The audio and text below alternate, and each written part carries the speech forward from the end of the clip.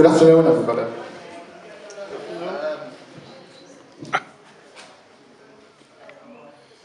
Hello, my name's Dabion, and I am going to read out my experiences that I had with autism when I was younger, and how I deal with it now. And I'm doing 10 facts because so all of you can absorb it all and basically understand what it is. Fact one, my mum used to tell me how to speak almost every day because to help me actually speak in English. Because when I was younger, I used to have a condition known as echoism, which is a form of autism which you repeat the same sentences, the same sayings over and over again, and it basically induces you out nuts. But that was me. But once I started to get to speak in normal sentences and sayings, I was completely fine. So basically, that's it for one. Any questions? Anybody? Okay. Fact two. When I was younger, I used to put my hand in the fire to see what it felt like, and I used to actually go out into the road and see if there was a go out to the road and actually see if a van or a cat would hit me. But that was due to me. I wanted to actually know what it felt like. But I obviously now, since I understand and I'm more grown up and mature, I actually know not to do that now. Basically, obviously if I do burn myself while actually burn myself while making my dinner, for example, I'd actually put my hand on it and go, oh, that hurts, because I do it by accident because I was cooking some fish fillets under the grill, and I accidentally burnt my finger. I actually didn't do that on purpose, but I did that by accident. So now I understand not to do these things. For fact three.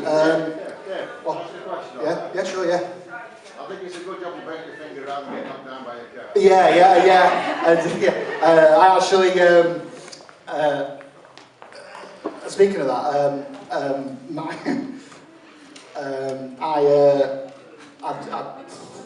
I don't know how I'm still here today, because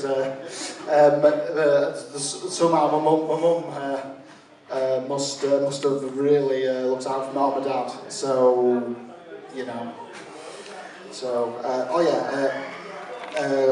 moving on to fact three.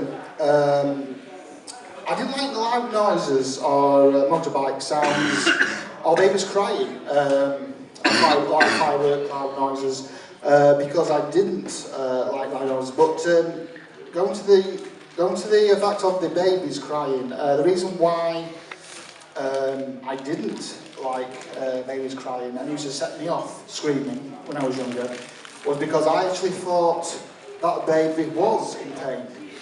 Because there's all these facts and figures about autism, that autism people, Asperger's people don't have feelings or whatever. But when I was younger, that was, when I used to hear a baby cry, it used to set me off crying, because I actually thought that baby was in pain or suffering. You know, and it used to set me off, and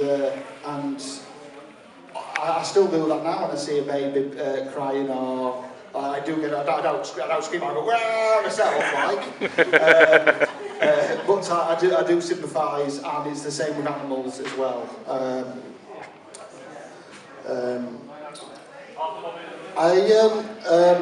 Another fact 4. When I was when I used to have a good collection of many things, wrestling cards, He-Man action figures, and so forth.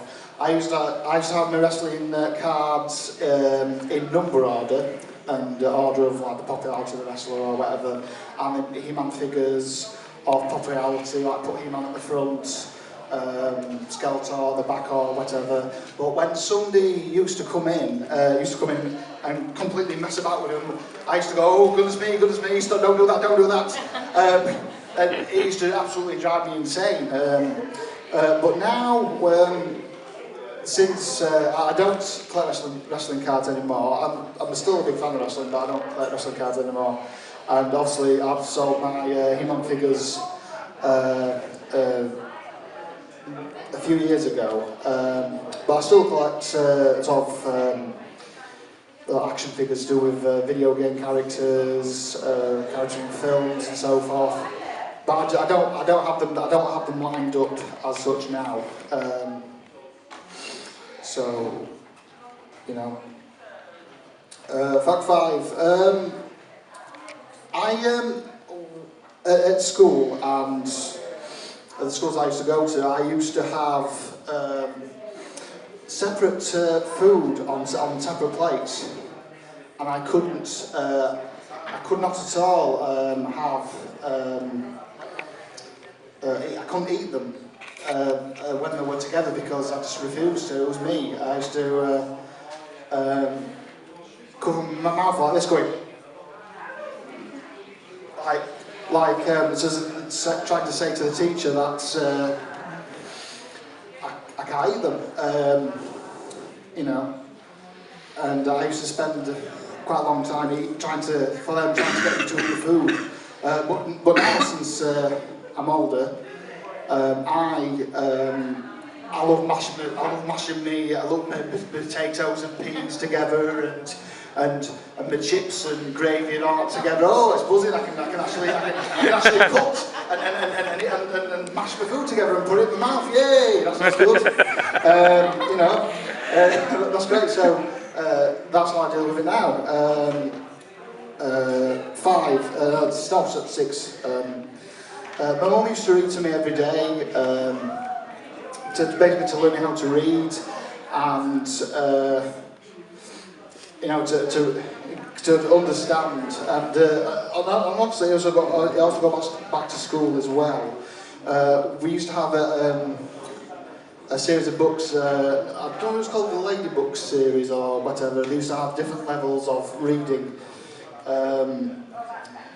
Because I was worried that I couldn't read that book because it was a higher level, like a level 6 or 7 or whatever. But what I did when I was younger, and I used to really listen to that person who was on that higher level of that certain book and memorise. So when I came to that level of that book,